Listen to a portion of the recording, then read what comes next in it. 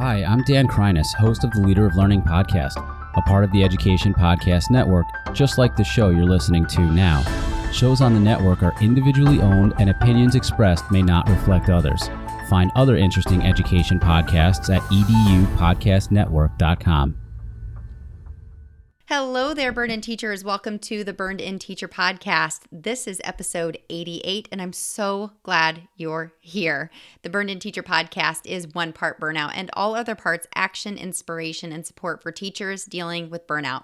I'm your host, Amber Harper, and I empower burned out teachers to believe that they deserve and can achieve a happier and more fulfilled career in life with my 8-step Burned In process. And in today's episode, I'm going to break something to you that may shock you.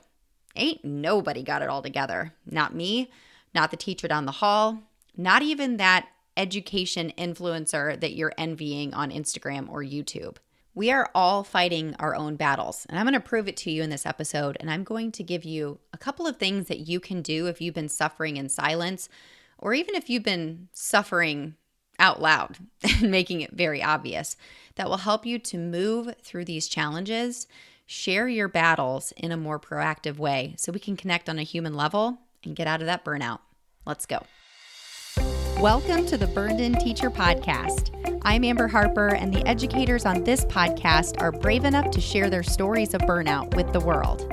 On BIT, we get real, we get honest, and we take action. Action against the burnout with stories from burned out teachers, advice from experts, and actionable steps you can take today to beat the burnout and become a happier, more fulfilled human being. Let's get started.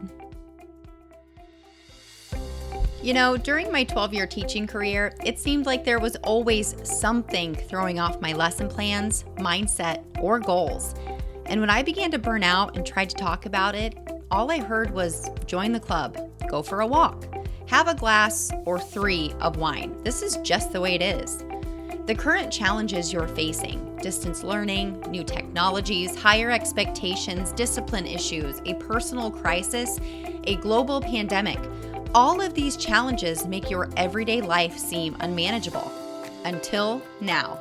Teacher burnout has been hacked and the book is here. In Hacking Teacher Burnout, I share my 8-step process that shines a light on burnout as an opportunity for growth and change. And in it, I empower you to become burned in, a fulfilled, happy, efficient, and effective teacher in the classroom and in life.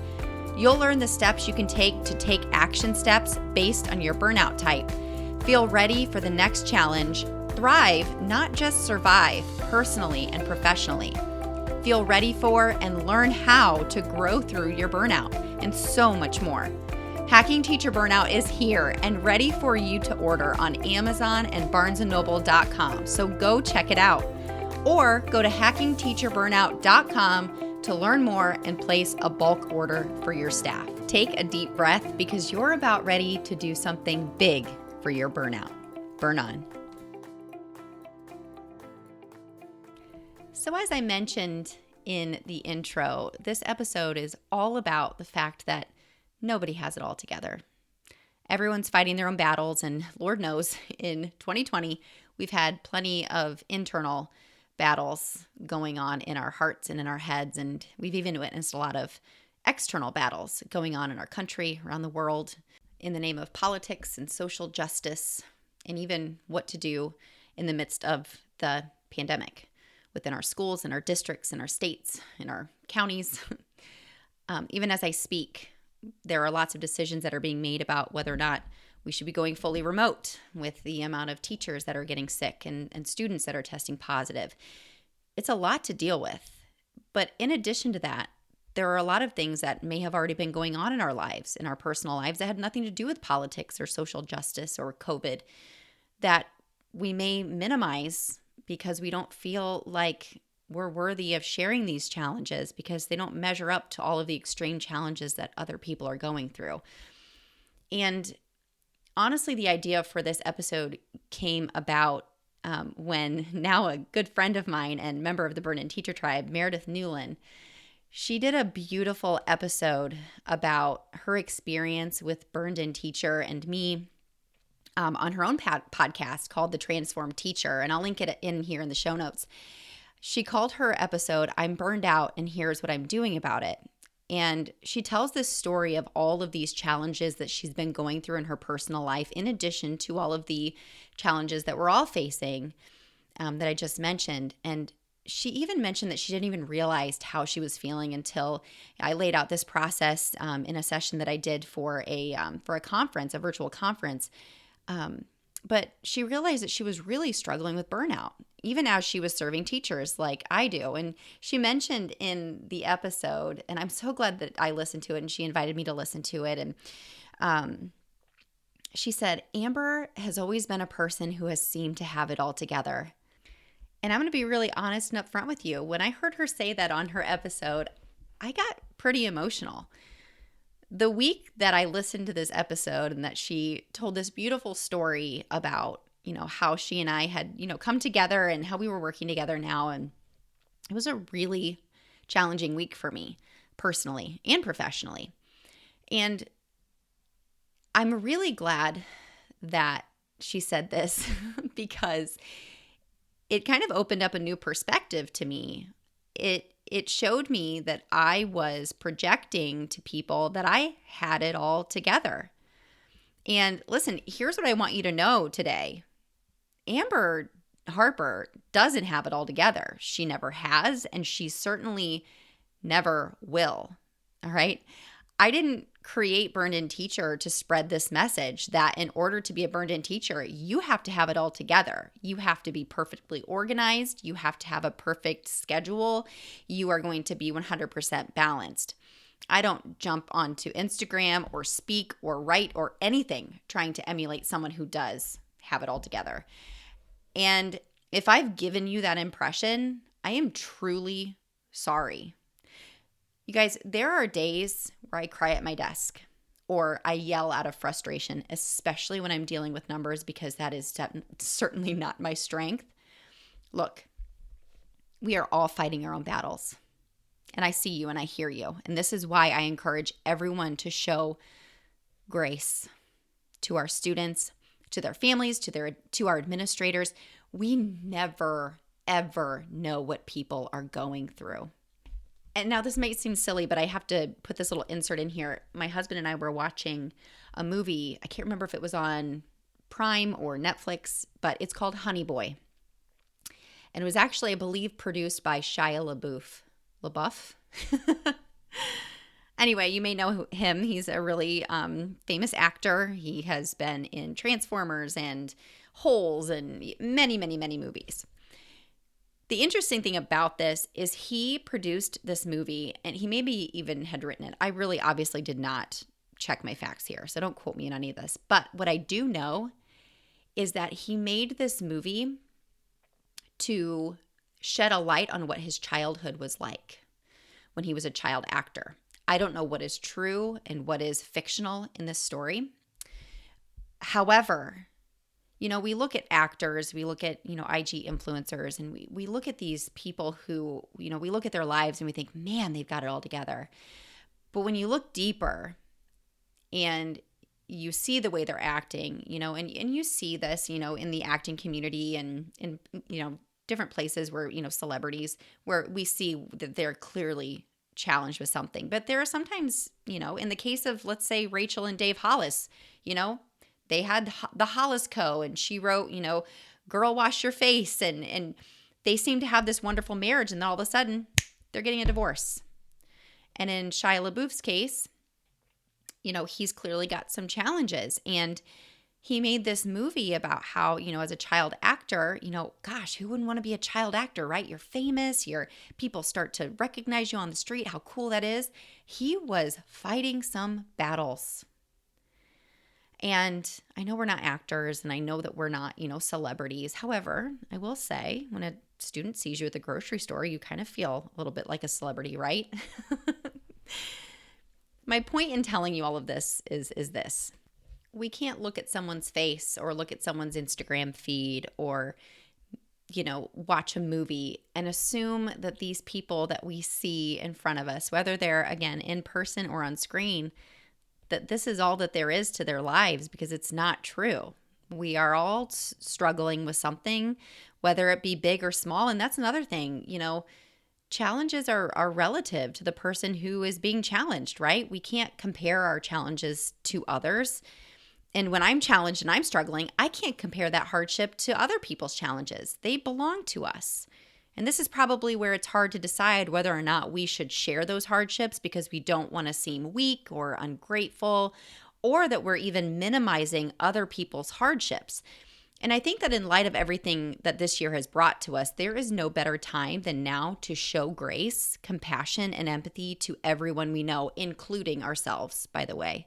So even that parent that chews you out, that student who calls you a bad name and doesn't show up for Zoom classes ever, that administrator who doesn't seem to care or get how hard this is teaching in a hybrid or remote setting, the coworker who never has anything positive to say, your own children who are testing you on an hourly basis, the guy who cuts you off or flips you off on the way home from school, even your own brain who is telling you that you suck, that you're too stupid or you aren't worthy of change, or even getting up to stretch, get a drink of water, or go on a walk for that matter because there's not enough time. Listen, I want to let you in on a little secret. I'm recording this on Wednesday, November 18th, 2020. It's my birthday. I'm not telling you this because I want to get flooded with emails or get DMs or anything. I'm telling you this because I want to tell you a little something about 1 year ago today. 1 year ago today, I sat on my living room chair and I cried most of the day. I felt alone. I felt like a failure. I felt burned out on a whole different level than I had ever felt burnout before. I wanted to quit Google training, burned in teacher. Everything that I had built, I wanted to burn it to the ground. At that point, I was telling myself that it was too hard and that I wasn't good enough at anything to keep going. And I suffered through this on my own. You guys, I was literally looking for other jobs. All of these feelings and doubts started in early November and lasted until around January 1st when I pitched. Finally, here's the thing. I pitched Hacking Teacher Burnout to Mark Barnes at Times 10 Publishing during this time. I stood on a stage for the first time on Valentine's Day, February 14th, 2020, right before the pandemic hit, and I shared a talk called Don't Wait for You. It was all about the fact that you can't wait for anyone to save you. You are not a superhero. And our only superpower is the power of choice. It was in those moments, like my birthday last year, and when I accepted being asked to keynote at the Spark conference there in February, and when I pitched my book, that I made choices where I forced myself to move through and grow through my burnout, even though I didn't want to. I was fighting a battle that no one knew about except my husband and maybe a few friends. Shout out to Gretchen Bridgers, Kim Strobel, Matt Miller. Until I did a podcast episode about it on January 13th titled Nurture Your Strengths in My Season of Burnout. I didn't come clean until the middle of January. Here's my whole point in airing this episode today. You can get on Facebook or Instagram, YouTube, or even see people in person who look like they've got a perfect life, the perfect classroom, the perfect family or students, the perfect plan on how to deliver online instruction, but they don't. They may not tell you. They may never tell you, but they are fighting a battle where the only way they can win is to make choices for themselves. You may be fighting a battle that you haven't told anyone about. And my friends, that's who this episode is for.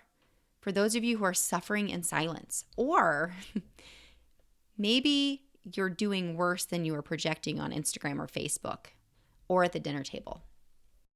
You are worthy of making choices that will bring you through to the other side. You may not have it all together. In fact, you may feel like you're falling apart and are the definition of a hot mess. On the other hand, you could be someone who has been wide open book about how much you're struggling. And there's a danger in that too, my friend, because venting without action is just that. It's just venting. So here's what I encourage you to do today. If you're someone who's suffering in silence or has been very vocal about your suffering but haven't really done anything about it, I want you, number one, I want you to write it all down. Get it all out of your head. I cannot tell you the power of just putting things on paper. All of your fears, your doubts, your regrets, your challenges, get them out of your head and onto some paper. And then I want you to go through each of those things and ask yourself 2 questions. How long has this been going on? And is this, in fact, something that's within my control right now? Of those things that are causing you the most misery, you have to find someone that you trust who will not only listen, but will help you to act. Now, it's interesting because typically, I tell teachers who are, struggling with being burned and unbalanced or over it or bored that they really need to think long term, right? They need to make a plan of action, for the next year, 3 years, 5 years. Never before have I really subscribed to the fact that we can really think about the idea that our main challenge right now as an education culture is the fact that we are being challenged with teaching, virtually, hybrid, completely remote. Those things are temporary. They won't be around forever. But in order even to make it through this temporary situation, we have to think of small actions that we can take that are going to help us to survive this temporary hardship. But we have to also think past that as well. It's in these times of extreme stress, overwhelm, and frustration that our entire planet is under at this time that we simply want to get quiet and isolate and numb ourselves. At least for me, that's what I always want to do. I always just want to sit and I don't want to talk about it. But it's in these moments of small actions that we can move through those feelings rather than putting on that smile or humble bragging online or passing on the suffering to someone else in some way. Stephen Covey says in his book, The 7 Habits of Highly Effective People, he says, we are not our feelings. We are not our moods. We are not even our thoughts. The very fact that we can think about these things separates us from them and from the animal world. Self-awareness enables us to stand apart and examine even the way we see ourselves, our self-paradigm, if you will, the most fundamental paradigm of effectiveness. It affects not only our attitudes and behaviors, but also how we see other people. It becomes our map of the basic nature of mankind. In fact, until we take how we see ourselves and how we see others into account, we will be unable to understand how others see and feel themselves and their world. Unaware, we will project our intentions on their behavior and call ourselves objective. This significantly limits our personal potential and our ability to relate to others as well. It's powerful, right? And this, my friends, is what we need. We need to relate to one another in our suffering so we can come together to rise above the burnout, to make choices and changes that are for the good of all of us as educators, but mostly for the good of mankind. Ain't nobody got it all together, but together we can get it all figured out. Superhero Sam says, I can do everything myself. And when that agent of same creeps in, trying to keep you isolated and lonely in your battle, I want you to say out loud, I literally want you to say this out loud. I am going to focus on what I can do with the time I am allowed, and I will ask for help when I need it. That's my favorite agent of change. It's called Human Hannah. Now, I want you to take a deep breath because you just took another step to becoming a burned-in teacher. I wish you a happy and safe Thanksgiving, and I'll see you next week. Burn on. If you enjoyed today's podcast episode, you can head over to burnedinteacher.com where you can access the entire vault of Burned In Teacher podcast episodes and more information about ways I want to help you go from burned out teacher to burned in human. If you enjoyed today's episode, I would be so grateful if you would head over to iTunes and leave a review and a rating about the Burned In Teacher podcast. Until next time, take a deep breath because you just took another step to becoming a burned in teacher. Burn on.